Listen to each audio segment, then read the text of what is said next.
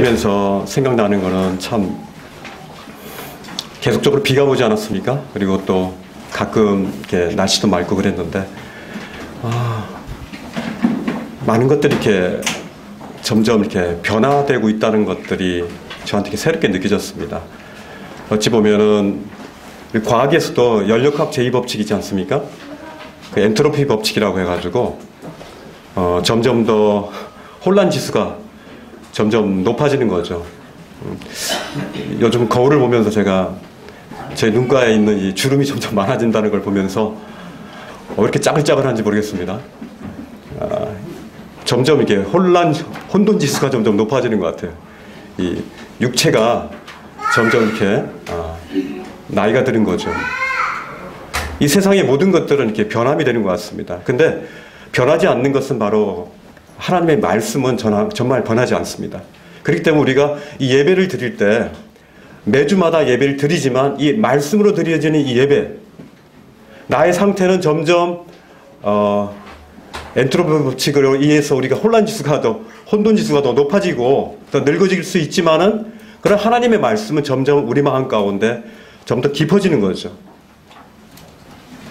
마치 예전에 찰랑거리는 무릎 가운데 들어갔던 그런 말씀이었다면 이제는 푹 잠기는, 목까지 푹 잠기는, 더해서 완전히 잠겨버리는 그런 말씀을 통해서 우리가 예배를 드릴 때 정말 놀라운 새로움들을 우리가 예배를 통해서 이렇게 경험하고 있는 것 같습니다.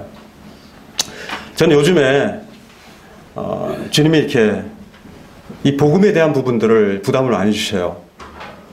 그래서 직장에서 매주 수요일마다 참 만만치 않습니다. 저보다 또 나이가 드신 분들이 있고 또 상위 계급이 있는 분들도 있고 해서 한 8명 정도 이렇게 모이는데 그분들한테 이렇게 복음을 이렇게 전하고 있습니다. 근데 그 복음을 바로 이제 십자가 복음이라든지 죄의 복음을 전하기에는 쉽지 않아서 이제 연대기 복음을 조금씩 이렇게 전하고 있습니다. 벌써 전한 지가 거의 한 1년 한 10개월, 8개월 정도? 8, 9개월 된 것 같습니다. 조금씩 전하면서 참 내가 이렇게 전한다고 해서 과연 이것이 효과가 있는 것인가? 주님이 역사해야 되는데 주님은 언제 역사하시려나? 이런 기대감도 있으면서 한편으로 괜히 그 일만 들어가지고 내가 이렇게 회사 생활 피곤한 거 아닌가? 그런 생각 들기도 하고요. 그리고 이제 제가 이렇게 청소년들을 좀 이렇게 많이 만납니다. 토요일마다 제가 저희 집이 이게 홈스쿨을 했기 때문에 홈스쿨 하는 그런 학생들을 만나고 또 이렇게 제가 가진 것들을 좀 이렇게 나눠주기 위해서 그들을 만나는데 그들에게 이렇게 또 지난주에는 저희 굳건한 기초반에서 숙제가 있었어요. 짧은 이렇게 복음 증거를 하도록 이렇게 제가 숙제를 내줬기 때문에 숙제 내준 사람이 안 하면 안 되지 않습니까? 그래서 한 명 붙잡고 이렇게 복음을 전했습니다. 결과가 어떻게 됐겠습니까? 하지 않았으면 실망하지 않았을 텐데 했는데 그가 이렇게 별로 영적인 거에 대해 관심이 없는 거예요. 굉장히 실망이 컸습니다. 많이 기도했었는데 왜 이렇게 제 마음 가운데 복음을 전해야 되고 복음을 이렇게 다발적으로 또 많은 시간들을 들여서 이렇게 복음을 전하는데 왜 주님이 이렇게 열매들을 안 주시나? 내가 주님의 복음의 은사가 없어서 그러나? 뭐 이런 생각도 하고 저런 생각도 하지만은 그러나 한 가지 분명한 것은 주님이 우리 가운데 이 복음을 맡기셨다는 겁니다. 그래서 우리는 이 부분이 그가 변화되지 않는 것은 그것은 주님의 편에서 해야 될 부분이고 우리 편에서 해야 될 부분은 복음을 전하는 것입니다. 그래서 그 부분에 대한 부담들을 주님이 저 가운데 주셨기 때문에 제 마음 가운데 자유함이 있어서 그거로 이렇게 안위를 할 수 있었습니다. 복음은 우리 가운데 몸이 건조한 것이 아닙니다. 복음에는 생명이 있습니다. 그래서 로마서 1장 16절에 모든 믿는 자들에게는 하나님의 자녀가 되는 그 권세를 주시는 거죠. 복음에는 권세가 있습니다. 다만 그것을 받아들인 자에게 그렇다는 얘기죠. 그렇다면 우리가 그렇지 않은 자에게 그러면 복음을 전하지 말아야 되느냐? 그건 아니죠. 우리가 전했을 때 그가 믿는 자인지 믿는 자인지 아닌 것은 그것은 하나님 편에서 판단할 일이지 우리 편에서 판단할 일이 아니라는 것들을 저는 알고 있기 때문에 계속적으로 복음을 전할 것입니다. 복음은 영적인 소경들을 향해서 그 복음이 들려졌을 때 그걸 믿는 자들에게는 그 눈이 떠지는 놀라운 효과가 있는 것입니다. 복음은 단순히 이성적으로 그렇다라고 하는 정도로 해서 복음을 받아들이는 사람은 그건 가짜죠. 복음은 그렇지 않습니다. 복음을 정말 받아들이는 사람은 생명으로 받아들이는 거죠. 그렇기 때문에 그 생명을 받은 사람에게는 계속적인 생명으로 말미암아 주님 앞에 순종하고 복종하며 그의 삶을 처복종시키는 그런 삶이 이어지는 것이 복음의 열매인 것이죠. 우리가 오늘 봐야 될 말씀은 요한복음 9장을 통해서 이 소경된 자가 주님을 만나고 나서 어떻게 그가 변화되고 또 그가 어떤 고난을 받고 또 어떻게 궁극적으로 그가 마지막에 그가 하나님을 예수 그리스도를 향해서 어떤 자세를 취하고 있는지에 대해서 함께 상고하고자 합니다. 이 요한복음 9장은 날 때부터 소경된 자의 이야기입니다. 첫 번째 주님이 그를 고쳐주셨고요. 또 두 번째 만났을 때는 그의 영적인 눈을 뜨게 해주셨어요.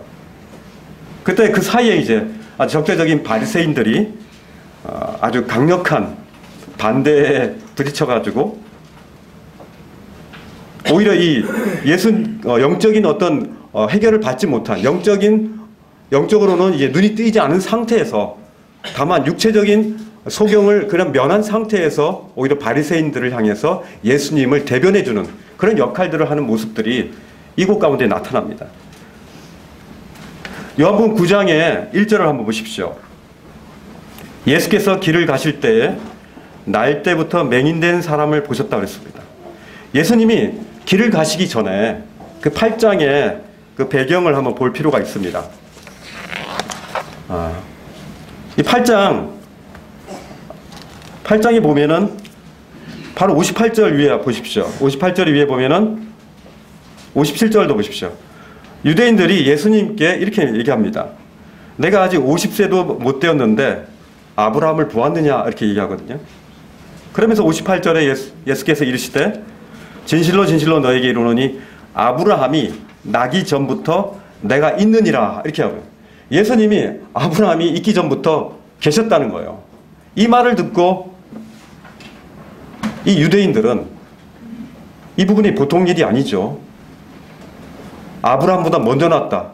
미친 사람 아니면은 분명히 이 종교적인 부분에서 반역을 한 사람이겠죠. 그래서 59절에 보면은 그들이 돌을 들어가지고 예수님을 치려하는 그런 장면이 나옵니다. 그래서 예수님께서 어떻게 하십니까? 숨어서 성전에서 이제 나가시는 거죠. 이런 모습들을 볼 때 예수님께서 이런 바리새인들과 유대인들을 피해서 이게 나가시면서 이 길을 가셨다는 생각이 듭니다. 이 당시에 유대인 종교지도자들은 어땠습니까? 그들의 이 종교적 전통은 굉장한 것이었습니다. 사실. 그죠? 로마 시대에 지금 통치를 받고 있지만 그들에게 건드려지지 않은 정치적인 그 부분은 물론 로마가 경제적인 부분도 로마가 어느 정도의 그 압권을 통해서 그들에게 권리를 뺏어갔지만은 그러나 로마의 융화 정책에 의해서 그들의 종교를 인정하는 그런 배경이 있죠. 그래서 그들의 유대적 전통이 유일하게 지금 그들이 이어갈 수 있는 하나 유일한 자부심이었는데 예수님이라는 이 청년이 나타나서 이것들을 뒤흔들고 있는 것입니다. 요한복음 5장에 보면은 베데스다 연못에서 38년 된 그 병자를 예수님께서 그 안식일 날 치료하는 장면이 나와요. 안식일 날 병자를 치료하는 것이 이 유대인들에게는 그 율법을 어기는 것이 되죠. 율법은 굉장히 많은데 약 613가지라 그러죠. 애우기도 힘듭니다. 그래서 하지 말아야 될 율법이 365개라고 합니다. 그러면 해야 될 것들이 248개라고 그러는데 하지 말아야 될 게 하루에 한 가지씩 있는 거예요. 그거 다 외울 수 있습니까? 안식일 날 심지어 이런 것들이 있다 그러더라고요. 안식일 날 난 그 계란은 먹을 수 있어도 그 계란을 난 그 닭은 먹지 말라. 뭐 이런 식의 율법들도 있어요. 굉장히 그 성경이 원래 하나님께서 말씀하신 그 성경 외에 그들의 굉장히 복잡하게 만들어 놔가지고 그들로 하여금 아주 굉장히 힘들게 만들어 놨죠. 이런 율법들을 통해서 그러나 이 안식일 지키는 부분은 굉장히 중요한 부분이죠. 십계명에도 나와 있고. 그러나 예수님을 이들이 몰랐기 때문에 예수님은 이 안식일의 주인이라는 사실들을 믿지 않았기 때문에 이런 부분에 대한 부딪힘은 당연한 거라고 생각이 들었습니다. 어쨌든 이런 종교 지도자들이라든지 유대인들이라든지 그들이 가지고 있는 그런 전통과 그들의 자부심을 무너뜨리는 이 예수님을 향해서 지금 돌을 치려고 했던 그런 장면이 있은 이후에 바로 9장 1절이 나오는 겁니다. 예수께서 길을 가실 때에 날 때부터 맹인된 사람이라고 했습니다. 성경에서 보면은 선천적인 질병을 고쳐주신 유일한 이 기적이라고 이렇게 나와 있습니다. 마치 우리 인류가 아담의 죄로부터 아담의 죄를 물려받은 것처럼 선천적으로 우리에게는 죄의 질병이 있죠. 그것처럼 이 길가에 만난 이 맹인이면서도 거의 거린인 이 사람을 향해서 예수님이 쳐다보고 계십니다. 예수님이 먼저 보셨어요. 그 2절에 뭐라고 되어 있습니까? 제자들이 아주 굉장히 흥미로운 교리적인 아주 신학적인 그런 질문들을 합니다. 이 사람이 이 맹인으로 난 것이 누구의 죄로 인함이니까? 자기 죄입니까? 아니면 부모 죄입니까? 이렇게 하면서 예수 그리스도에게 이런 질문들을 합니다. 이 질문을 통해서 예수님은 분명히 이렇게 3절에 말씀하고 있습니다. 그죠? 이 사람이나 그 부모의 죄로 인한 것이 아니라 그에게서 하나님의 일을 하시는 일을 나타내고자 합니다. 그렇게 말씀하고 있습니다.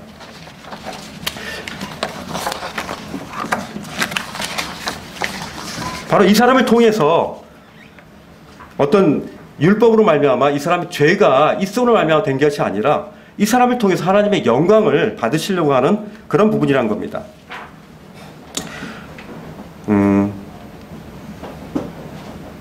그들의 이해로는 사실 두 가지 해법밖에 없는 거예요. 왜냐하면 그것이 전형적인 랍비의 대답이기 때문에 그래요. 그죠?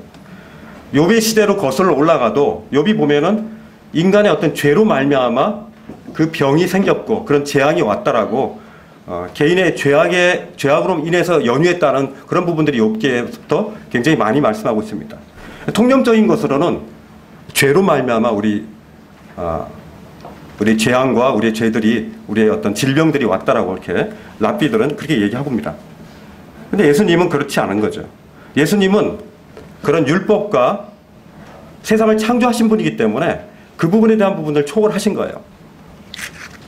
그런데 이런 대화 중에 예수님은 눈먼 자와 어떤 대화를 전혀 하고 있지 않는 걸 보게 됩니다. 그리고 그 거지도 예수님에게 다가와가지고 어떤 도움도 청하지도 않아요. 그 부분이 이제 이 말씀을 보면서 제가 좀 특이하더라고요. 근데 보십시오. 4절에 보니까 때가 아직 낮음에 나를 보내신 이 일을 우리가 하여야 하리라. 이 예수님 말씀하신 거죠. 밤이 오리니 그때는 아무도 일할 수 없다. 그러면서 예수님이 이제 얼마 후에 몇 개월 후에 이제는 십자가에 달리실 것들에 대해서 이제 말씀하고 계십니다. 그때까지 자신의 보내신 하나님의 일들을 해야 될 것들에 대해서 말씀하고 계시는 거예요. 그죠? 근데 6절에 보니까 내가 세상에 있는 동안에 주님이 세상에 있는 빛으로 계시다라고 이렇게 말씀하고 계십니다. 그리고서는 이제 이 말씀을 하시고 그 맹인과 어떤 대화도 없었습니다. 오직 예수님 편에서의 순전한 그 주권적으로 예수님이 그에게 가서 어떻게 했습니까? 침을 뱉으셨습니다. 그리고 진흙을 이겼습니다. 그리고 그의 눈에 바르셨습니다.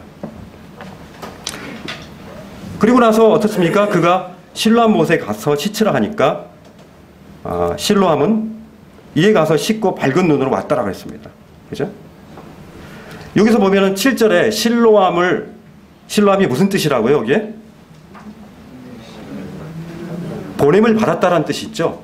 여기 보면은 보냄을 받은 이라는 뜻도 있고요. 파견받았다, 파견받은 이 이런 뜻이 있습니다. 이 실로암은 세 가지 이 장면에서 세 가지의 이제 보냄이 있습니다.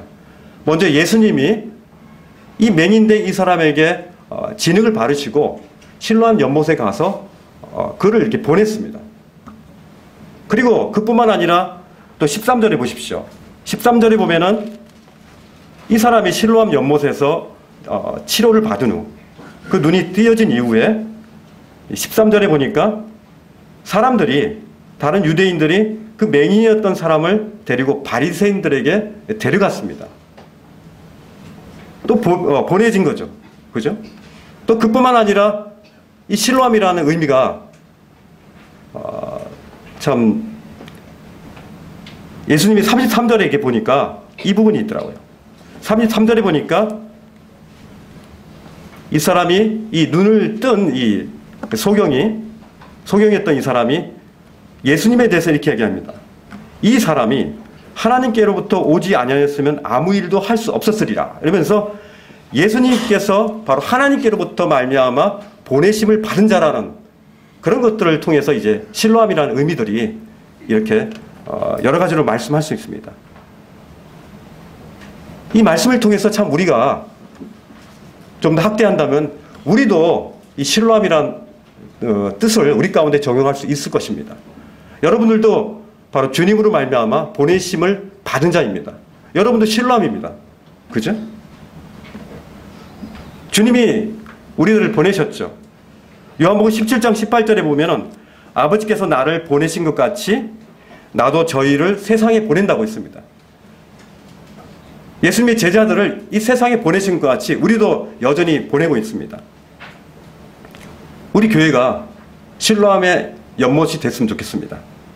우리 주보를 한번 보십시오. 오늘 주보를 아침에 보니까 여기도 실로암이라는 뜻이 있습니다. 그죠? 너희는 가서 우리가 보냄받은 자입니다. 모든 족속으로 제자를 삼아 아버지와 아들과 성령의 이름으로 침례를 주고 내가 너희에게 가르쳐 분부한 모든 것을 같이 지켜야 하라.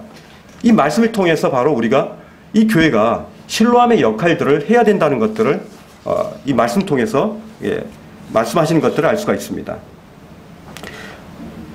이 눈뜬 거린이 그 이전에는 굉장히 평범한 삶을 살았을 거예요. 누군가가 처음에는 그 길가에다가 자기를 데려다 주고 그리고 이제는 자신들이 찾을 수 있는 지팡이를 가지고 찾을 수 있는 곳에 아주 습관적으로 그 아침마다 왔겠죠. 근데 이제 예수님으로 말미암아 그가 육체적인 눈을 뜬 이후로부터 이 사람 가운데 생겨진 일이 있습니다. 8절입니다. 8절에 보니까 맹인으로 구걸하던 자가 눈 뜬 것을 보고 사람들이 물었을 때 어땠습니까? 그는 그 사건을 계속 되풀이해서 말해주는 일밖에 없었어요. 굉장히 여러 사람들이 그가 정말 눈 뜬 거에 대한 부분들을 믿지 않고 계속적으로 반복해서 얘기합니다. 8절에 보세요. 그가 거린이었던 것을 보았던 사람들이 이르되 앉아서 구걸하던 자가 아니냐. 그러면서 9절에 보니까 그 사람이라 하며 어떤 사람은 아니다. 이렇게 믿지 못하는 그런 장면들이 이렇게 나오는 걸 보게 됩니다. 그 이웃들은 이제 그를 이제 13절에 보니까 그를 데리고 바리새인들에게 가게 됩니다. 그리고 그 이야기를 듣는 바리새인들에게 그 바리새인들은 어떻게 반응했습니까? 그 사실대로 인정하지 않죠. 오히려 안식일에 예수님이 그를 낫게 한 그 자체가 그들의 가운데 굉장한 역겨움을 일으킨 것입니다. 그들이 예수님이 그렇게 하셨어도 그것은 예수님이 하신 것이 아니라 오히려 하나님의 은혜라고 이후에 그 말씀을 이렇게 하고 있습니다. 요한복음 9장 대부분이 바리새인들이 이 사람 저 사람 떠다니면서 예수님이 안식일을 범했으니까 죄를 지었다는 것을 아주 필사적으로 주장함으로 말미암아 사람들로부터 예수님을 인정받게 하지 못하게 하려는 그런 의도들이 굉장히 깊은 것입니다. 그들은 율법주의적인 그런 교리체계 내에서 그 예수님의 말씀을 어떻게 조화시킬 수 없는 거예요. 율법의 테두리 안에서 이미 예수님은 은혜의 복음이고 율법을 초월하신 분이고 율법을 만드신 분이기 때문에 그 율법 내에서 예수님을 해석하려고 그러니까 도저히 불가능한 거죠. 그러다 보니까 계속적으로 이걸 믿지 못하고 예수님이 하신 그 기적들을 이들은 믿지 못했고 또 믿지 않으려고 의도적으로 굉장히 노력한 것들을 이렇게 보게 됩니다. 그래서 궁극적으로는 이제 그 부모에게 찾아갑니다. 그 22절에 어떻게 얘기하고 있습니까? 22절에 보니까 그 부모가 그 위에 21절에 그 20절에 보니까 그 부모가 대답하여 이르되 이 사람이 우리 아들인 것과 맹인으로 난 것을 아나이다 이렇게 하는데 그러나 지금 어떻게 해서 보든지 또는 누가 그 눈을 뜨게 하였는지 우리는 알지 못하나이다 이렇게 하면서 자신들의 그 결정을 자신들이 본 그 아들의 예전엔 눈을 맹인이었는데 지금 눈 뜬 거에 대한 부분에 대한 그 원인과 결과에 대한 부분들을 책임을 두지 않고 있어요. 그가 장성했으니까 그에게 직접 물어보십시오. 이렇게 얘기하고 있습니다. 그 당시에 22절에 보니까 예수님을 그리스도라고 시인하는 자는 출교하기로 이미 결의된 거죠. 해당해서 출교당한다는 것은 무슨 의미입니까? 그들의 교제권에서 이제 떠나게 되는 거죠. 그렇다면은 이건 그들과의 교제가 할 수 없는 거고 예배도 드릴 수 없는 것이고 또 물건을 주고받고 하는 부분도 어렵게 되는 것이고 심지어 그들의 그 커뮤니티에서 그들의 지역사회에서 죽어서도 그들의 무덤을 가질 수 없는 굉장히 무서운 핍박이 그것 가운데 기다리고 있다는 것을 의미하는 것입니다. 해당을 출교당한다는 것은 굉장히 무서운 일입니다. 왜냐하면 그곳에서 도저히 있을 수 없기 때문에 오히려 마치 이 눈멀었다가 지금 예수님을 말미암아 진흙 실로암에서 눈뜬 이 장님은 오히려 그 이전에 평범하고 평온한 그 삶을 오히려 뛰어넘어서 굉장한 핍박이 지금 자기에게 지금 오고 있는 거예요.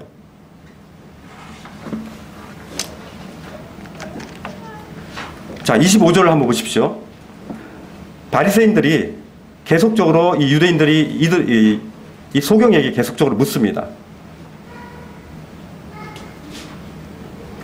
계속 그가 죄인인지 내가 알지 못하나 한 가지 아는 것은 내가 맹인으로 있다가 지금 보는 그것이다. 그러면서 예수님에 대해서 자기가 알고 있는 것은 단지 내가 맹인이었는데 내가 해달라는 것도 아니고 그가 나를 보고 나에게 와서 그가 진흙으로 내 눈에 바르고 그리고 실로암 연못에 갔다가 그것을 시치라 한 그거밖에 없다. 그래서 나는 그 이전에는 내가 맹인이었다가 지금 눈을 뜨게 되었다. 그것은 진실이다 라는 것들을 그냥 얘기하고 있는 거죠. 굉장히 단순하고 명료한 그의 간증입니다. 그럼에도 불구하고 바리새인들은 끊임없이 그를 계속적으로 논쟁합니다. 그러나 계속적으로 이 소경은 그들을 향해서 아주 단도직입적이고 아주 심플하고 그리고 아주 명료하게 그들을 이렇게 어떻게 보면 예수 그리스도가 정말 그리스도라는 사실들에 대해서 간접적으로 굉장히 이렇게 명확하게 이해하는 것들을 보게 됩니다. 27절에 보십시오. 27절에 보니까 내가 이미 일렀어도 듣지 아니하고 어찌하여 다시 듣고자 하나이까? 당신들도 그의 제자가 되려 하나이까? 그러면서 당신들도 그의 제자가 되게 하고 싶으냐 하면서 전혀 그런 것이 아니죠. 오히려 그들을 비난하면 소경되었고 이제 거지되었던 그가 그 유대인들의 그 온전한 그들에게 돈을 던져주었던 그들에게 이렇게 담대히 얘기하는 것들을 볼 때 얼마나 이 소경되었던 이제 소경되었다가 눈뜬 이분이 얼마나 참 담대함이 있는지 참 마음 가운데 시원함이 있더라고요. 그런데 이제 28절을 보십시오. 있는 그대로를 그대로 얘기하니까 그 유대인들이 이제 욕합니다. 그리고 너는 그의 제자이나 우리는 모세의 제자라 그러면서 그들로부터 제자라는 명칭을 이렇게 받게 되는 것입니다. 좀 놀랍죠? 그러나 아직도 이 소경은 아직도 예수 그리스도를 말미암아 영적인 눈은 트여지지 않은 상태입니다. 이제 그리스도를 그는 보지 못했지만 자기에게 다가왔던 주님의 음성은 이제 들었죠. 그리고 주님의 손에서 그의 진흙으로 말미암아 그의 눈에 바르는 주님의 손길을 그는 느꼈을 것입니다. 단지 그것뿐이었어요. 그리고 그분의 말에 순종해서 실로암에 보내져서 그의 눈을 씻었을 때 그의 눈에 비춰지는 세상의 온갖 그런 찬란함, 그런 빛들이 그의 눈 가운데 비춰졌을 것입니다. 그는 단지 그분의 예수 그리스도의 그분의 그 은혜들을 그는 부인할 수 없었던 것입니다. 그러나 그 거린의 믿음은 아직도 충분한 것이 아니었습니다. 그는 바리새인들 상대로 해서 그리스도를 적극적으로 변호했지만 아직 그는 거듭난 상태는 아니었습니다. 육체적인 눈은 띄었지만은 그의 영적인 눈은 치유되지 않은 채 감겨 있었던 것입니다. 35절에 보니까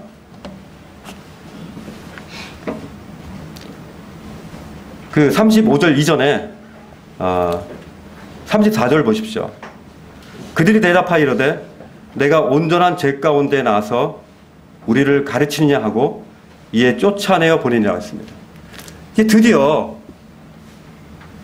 이 사람이 이제는 이 유대인들로부터 이 쫓겨남을 당했다라고 저는 여겨집니다. 이 쫓아냈는데 그들이 그냥 그 자리에서만 쫓아냈다고 생각되지 않습니다. 왜냐하면 거의 이 소경됐다가 눈뜬 자를 제자라고까지 이렇게 얘기했기 때문에 너는 그를 추종하는 자다. 넌 그를 그리스도라고 명하는 자다라고 했기 때문에 이미 그들의 이미 정한 그 협의에서 이미 해당되는 상황이기 때문에 그를 그들의 커뮤니티에서 그들의 지역에서 그들의 해당에서 그를 제외시키는, 그래서 그로 하여금 이제는 그가 눈을 뜨고 나서 놀라운 하나님 그 세상에 그 빛은 받았지만 그는 배척당하는 이런 어려움들을 당하게 됩니다. 이 소식을 듣고 35절에 예수님이 이게 다가옵니다. 35절에 예수께서 그들이 그 사람을 쫓아냈다 하는 말을 들으셨더니 그를 만나사 이르시되, 이렇게 얘기하세요. 예수님이 그 거지를 찾아가셔서 예수님이 그 거지를 향해서 또 찾아갑니다. 이번에도 그 거지가 예수님을 찾으러 간 것이 아니라 예수님이 오직 주권적인 주도적인 그런 권리로 말미암아 이 일들이 행해진 것들을 보게 될 때 참 우리가 구원받고 우리가 거듭난 것이 오직 주님에 의해서 그 하나님의 그 은혜로 은혜의 주권에 의해서 나의 어떤 행위가 아니라 나의 어떤 조그마나의 어떤 노력이 아니라 주님의 온전한 주권적인 그런 역사에 의해서 우리가 구원받았다는 것들을 보게 됩니다. 주님이 그에게 다가갑니다. 내가 인자를 믿느냐?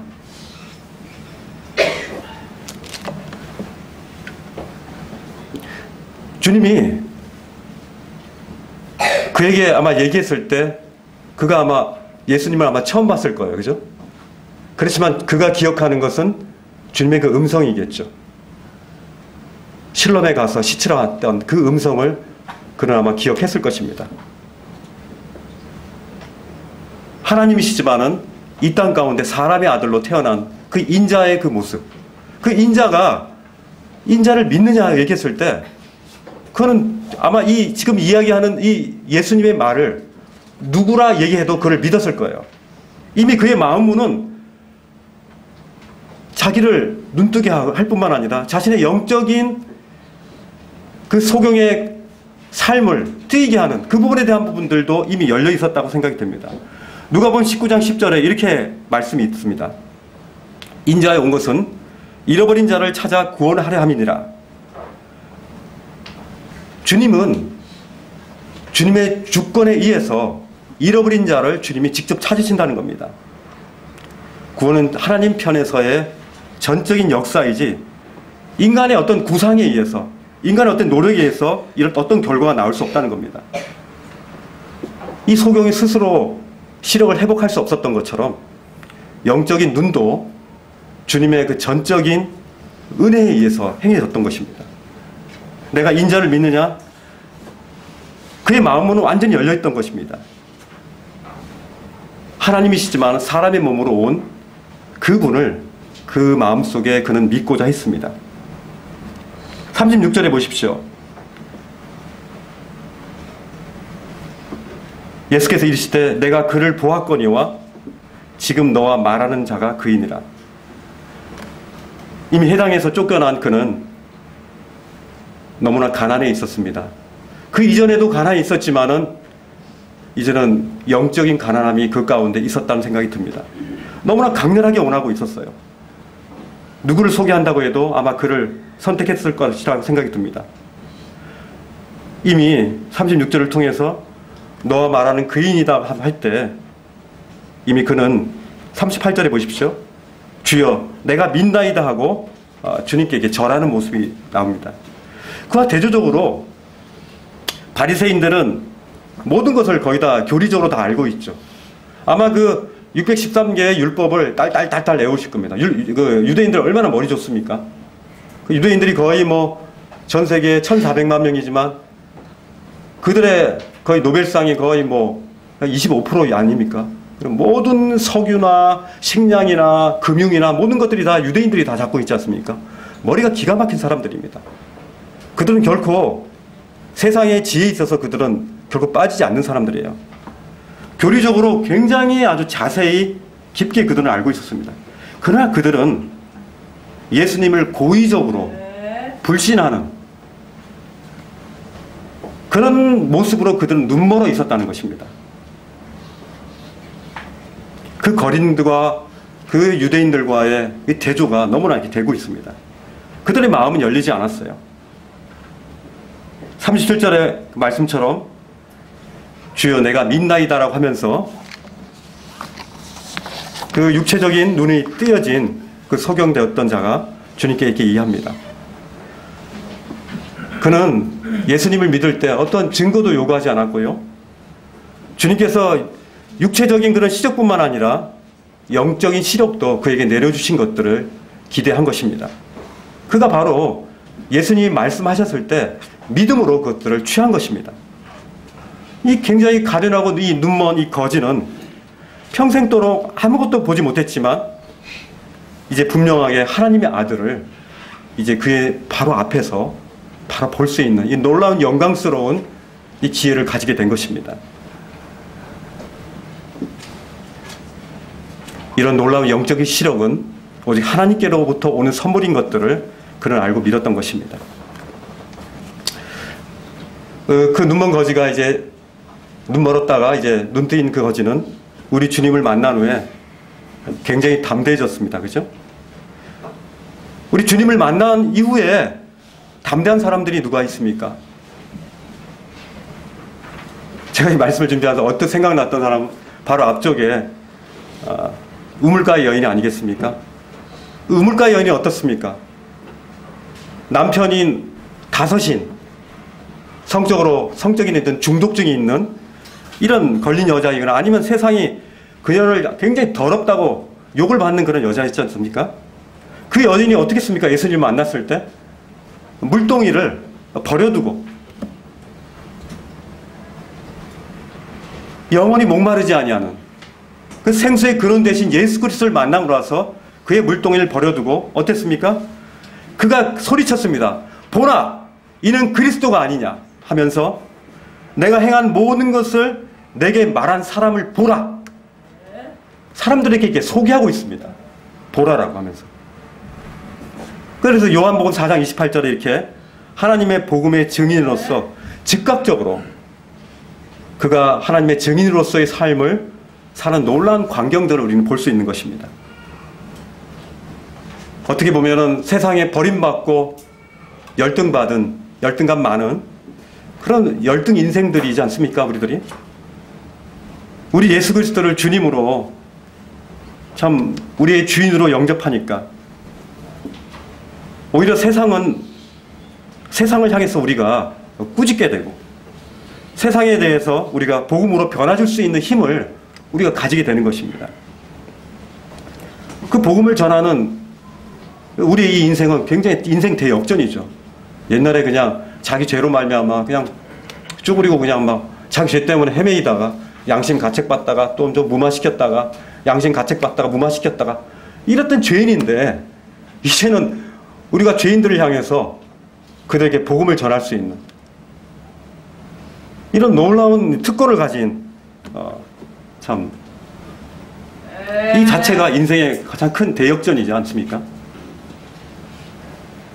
베드로의 삶도 그에 못지 않죠. 그는 결혼한 사람이었습니다. 그리고 그는 잠잠히 그물을 던지면서 어부의 생활을 했던 사람이었습니다. 그의 처도 있었고요. 그의 가족들도 있었습니다. 근데 그의 그리스도를 만난 뒤에 그의 삶이 어땠습니까? 그의 배와 그의 그물을 놓고 그는 떠났습니다. 더 큰 목적이 생긴 거죠. 그러면서 주님이 그에게 나를 어떻게 생각하냐 했을 때 주님은 살아계시는 하나님의 아들이고 주님 그리스도시고 살아계신 하나님의 아들이라고 담대히 얘기할 수 있었던 거죠. 이 주님을 만난 사람들에게는 분명한 회개가 있습니다. 그들이 지금까지 왔던 그 길들을 이제는 돌이키고 다시금 새롭고 산 그런 생명의 길로 돌이키는 그런 회개의 생명의 역사들이 그들 가운데 공통적으로 다 있었다는 것입니다. 그들의 태생과 환경이 어떠한지 간에 공통 분모들이 그들 가운데 있었다는 거죠. 다시 말하면 그들이 가졌던 그런 죄악들을 담대히 던져버리고 심지어 그들이 먹고 사는 문제까지도 그들이 중요시 여기지 않고 이제 주님을 그들의 마음 가운데 주님으로 모시고 그래서 삶 가운데서 무엇을 먹든지 무엇을 맡든지 그들의 삶에 주님이 되시는 그런 삶들을 그들이 살았던 것입니다. 우리가 직장을 구할 때 또 우리가 어떤 것을 결정할 때 주님이 주인 되심이 거부되어지는 그런 선택은 그것은 올바른 선택이 아니라고 생각됩니다.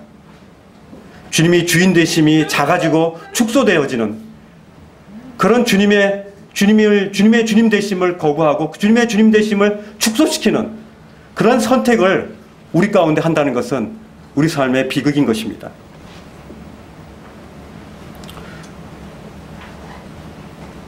그가 이제 육체적으로 이제 소경되었다가 눈을 뜨게 됐죠. 이 주님을 만나고 나서 그가 이제 영적인 눈까지도 이제 뜨게 되는 것입니다. 사실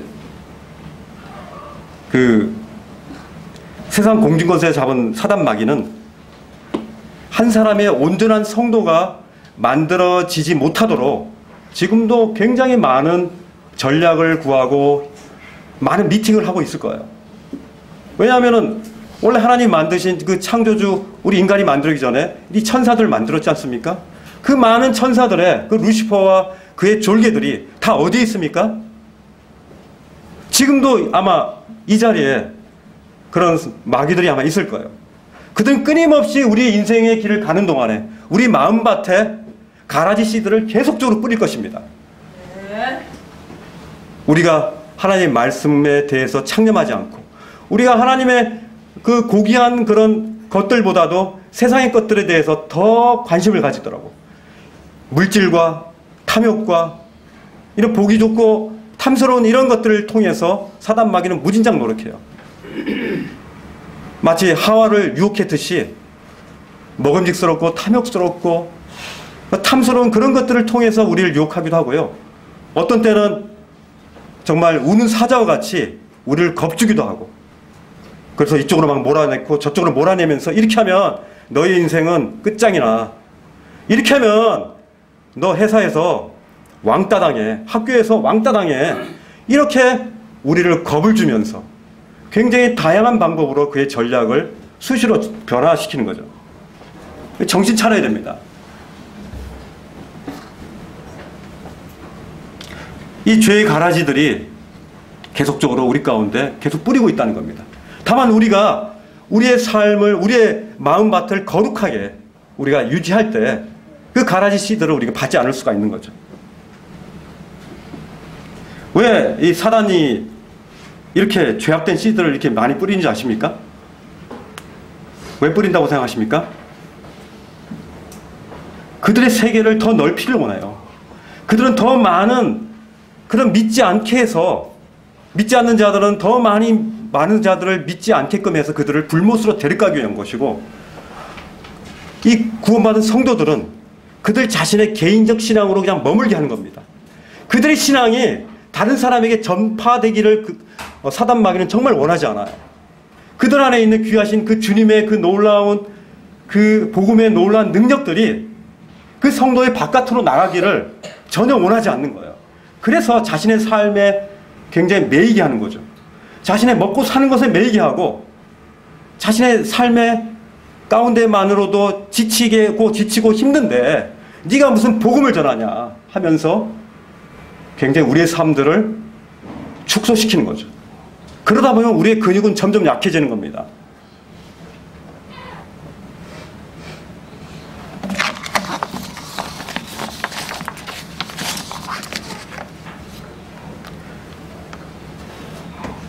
이 창조주 하나님을 대적해서 하나님을 쫓겨난 이 사단과 그들의 그 마귀 새끼들이 지옥 불못으로 들어가기 전에 그 타락한 천사들이 그 사단과 그의 쫄긴 마귀들은 그들의 악한 사명을 다하기까지 발버둥을 칠 것입니다. 그 발버둥에 대한 것들을 우리는 의식해야 돼요. 악한 영들에 대한, 악한 세력들에 대해서 우리가 그것들을 의식은 해야 되는 것입니다. 그것들을 의식해서 우리가 겁을 낼 필요는 없습니다. 그러나 우리가 무장을 해야 된다는 것이죠. 정신 차려야 됩니다. 그리고 우리 주위에 우리가 가진 이 놀라운 복음의 씨앗들을 우린 뿌려야 됩니다. 그들은 우리에게 부지런히 가라지 씨앗을 뿌리지만 우린 부지런히 우리 안에 있는 놀라운 복음의 능력의 씨앗들을 부지런히 이 세상에 뿌려야 됩니다.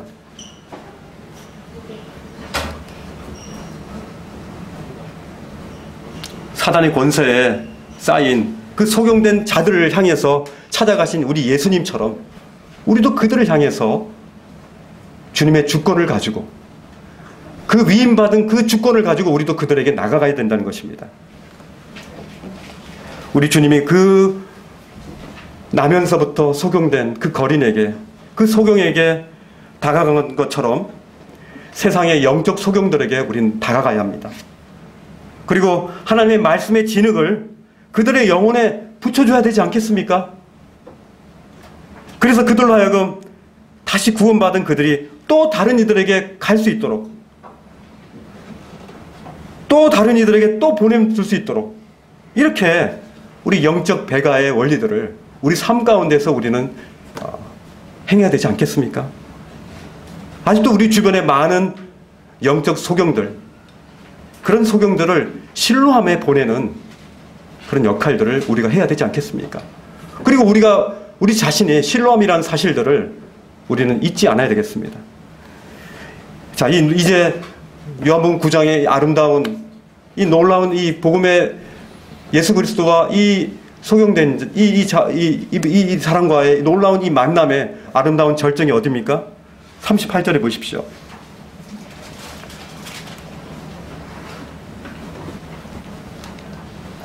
38절에 보면 주여 내가 믿나이다 하면서 그에 절하였다고 합니다.